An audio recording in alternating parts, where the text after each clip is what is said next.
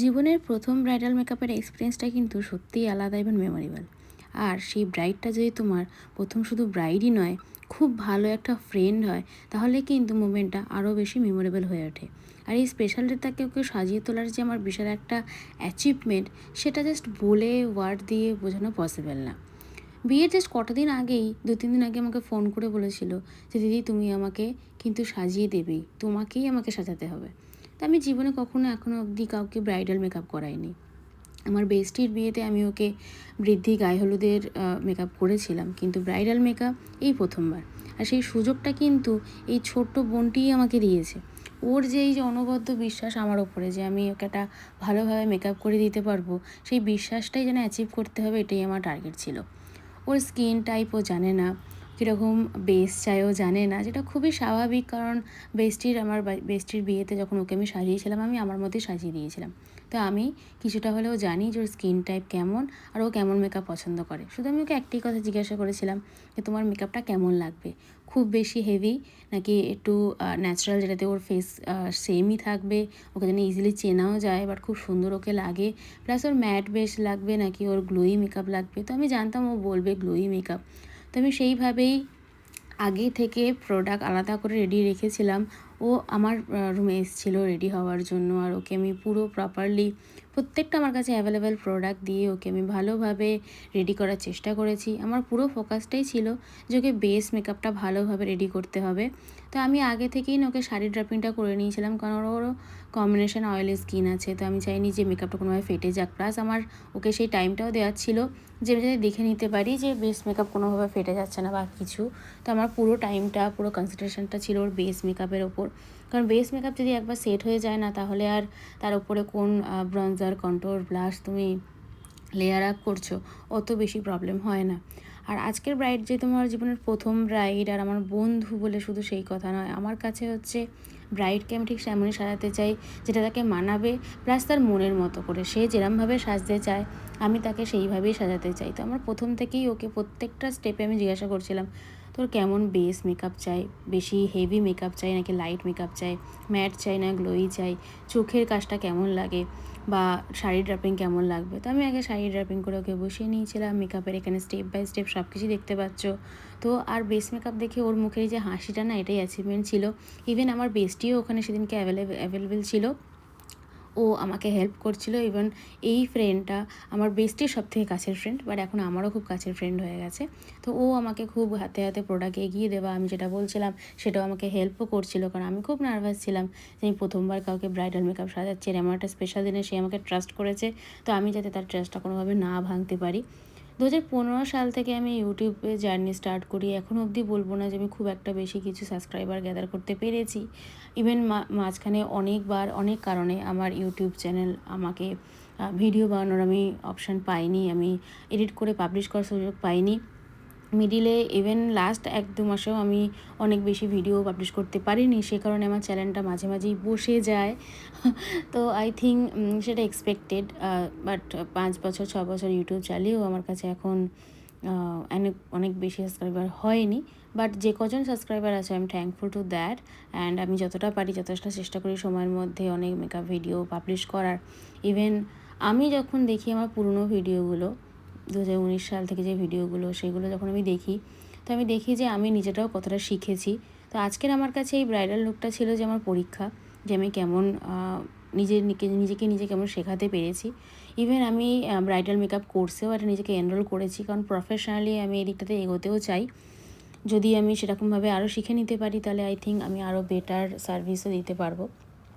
এটা আমার একটা হবি বলতে পারো, আমার প্যাশন। আমার মেকআপ খুব ভালো লাগে, নিজেকে সাজাতেও ভালো লাগে, লোকজনকেও সাজাতেও ভালো লাগে। তো আমি আস্তে আস্তে ওকে একটার পর একটা মেকআপ দিচ্ছিলাম যতটা যেভাবে আমি পারি। আমার কাছে অনেক প্রোডাক্ট আছে, যেহেতু আমি রিভিউ ভিডিও করার জন্য অনেক প্রোডাক্ট পারচেস করি, আমি লং শর্ট ভিডিওতেও সেগুলো শেয়ার করে থাকি তোমাদের সাথে। ইভেন আমি তারপর ওকে জিজ্ঞাসা করেছিলাম যে আমার বেস মেক কমপ্লিট হয়ে যাওয়ার পরে যে ও কেমন আই মেকআপটা চায়। তো ও চেয়েছিল যে দিদি তুমি যেমন ইচ্ছা আমাকে আই মেকআপ করে দাও, শুধু আমাকে একটু কাজল লুক দেবে। তো বাঙালির কাছে না এটা প্রিয় জিনিস যে একটু কাজল কালো চোখ খুব ভালো লাগে। আর ওর ফেসটা খুব ছোট, ওর চোখটাও খুব ছোট, কিন্তু আমি বেশি কাজল লুক এমনভাবে দিতে চাইনি যাতে ওর ফেসটা খুব ছোট লাগে, মানে চোখটা আরও বেশি ছোট লাগে। কিন্তু তুমি শেষে দেখতে পাবে যে আমি যখন ওকে আই লুকটা দিয়েছি, আমি কিন্তু ওর কালার শাড়ির সাথে ম্যাচ করেই একটা ওকে আই লুক দিয়েছি, কারণ নিউড মেকআপ হলে চোখটা আরও বেশি ছোট লাগে দেখতে। আমি ওকে চোখটা একটু ফুলার দিতে চেয়েছি। কে বিউটির প্যালেটটি আমি ইউজ করেছি এখানে। আর আই ম্যাচ যে কালারটা হয়েছে সেটা কিন্তু শাড়ির সাথে খুব সুন্দর যাচ্ছে। আমি একটু গ্লিটার ইউজ করেছি, দেন আমি কাজল দিয়ে স্মাচ করেছি। কিন্তু যখন ও চোখটা খুলবে তখন দেখবে তো চোখটা খুব সুন্দর হয়েছিল। আমার তো অতিরিক্ত ভালো লেগেছিলো যে হ্যাঁ, আমি একটা মেকআপ করতে চেয়েছি। যদি ব্রাইড আমাকে নিউড মেকআপ চাইতো, অবভিয়াসলি আমি তাকে নিউড আই লুকই করে দিতাম, কিন্তু ব্রাইড বলেছিল যে তুমি তোমার মতো করে দাও, কিন্তু আমার কাজল লুক চাই। তো আমি ওর চোখটাকে যাতে প্রমিনেন্ট বোঝা যায় সেই জন্যই আমি আই মেকআপটা ওকে সেইভাবে করে দিয়েছি।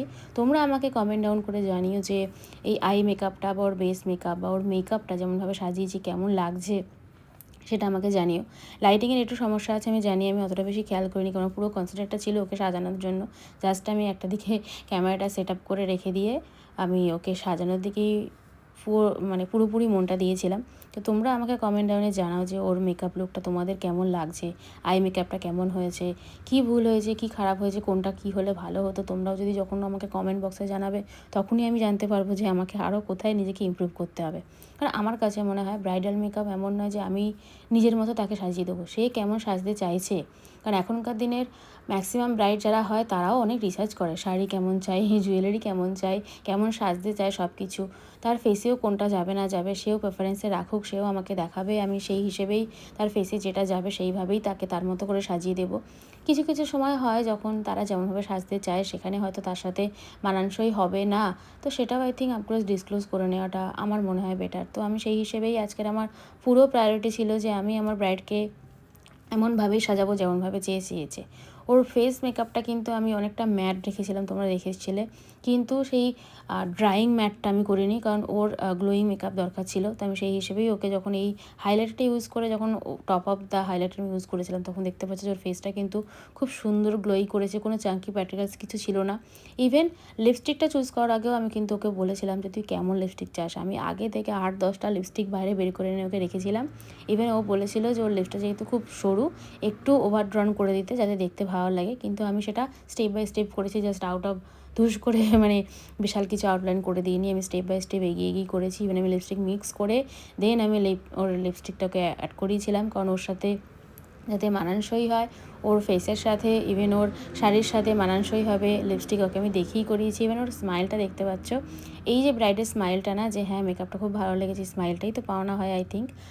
ওকে খুব সুন্দর একটা কলকা দেবো ভেবেছিলাম, অনেকগুলো, ও আমার বেস্টি ইভেন আমি দুজনে মিলেই ভেবে রেখেছিলাম, কিন্তু ও চেয়েছিল সিম্পল ফোঁটা চন্দনের যে কলকাটা হয়, ও সেটাই চেয়েছিল। তো এখানে আমার বেস্টি অবভিয়াসলি আমাকে অনেকটা হেল্প করেছে, এই যে এগিয়ে দেওয়া, মিক্স করে দেওয়া এগুলোতে। তো আমি ওকে জাস্ট ওর পছন্দ মতোই ডট ডট যে কলকাটা হয় সেটাই আমি ওকে করে দিয়েছিলাম। এবার ওর ফোরহেডটাও যদি খুব ছোটো, তো আই থিঙ্ক এটা খুব ভালো ওকে মানিয়েছিল। দেন এই হচ্ছে তার ফাইনাল লুক, তোমরা দেখে নাও, তোমরা নিজেরা জানাও ওর মেকআপটা কেমন হয়েছে। ওর ফেসটা খুব ছোট্ট, তো আমি ওকে একটু সামনে কার লুক দিয়েছিলাম। ইভেন হেয়ার স্টাইলটাতেও আমার বন্ধু আমাকে একটু হেল্প করেছে। আর এটা ছিল আমার ফার্স্ট লাইফের এক্সপিরিয়েন্স। কেমন হয়েছে না হয়েছে তোমরা আমাকে জানিও। আই হোপ যে আমি ইন ফিউচার আরও অনেক কাজ করার সুযোগ পাবো। ইভেন আমি আমার সার্টিফাইড যে মেকআপ আর্টিস্টের কোর্সটাও আমি করে নিচ্ছি, তো আই থিঙ্ক আমি লাইফে অ্যাচিভ তো কিছু করতে পারবো। তো শেষে আমি আমাদের কিছু ফটো বন্ধুবান্ধবদের সাথে, আমার সাথে আমার ব্রাইডের ফটো শেয়ার করে দিলাম। একটু লাইক, কমেন্ট, শেয়ার, সাবস্ক্রাইব করে একটু ভালোবাসা দেখিও। বাই।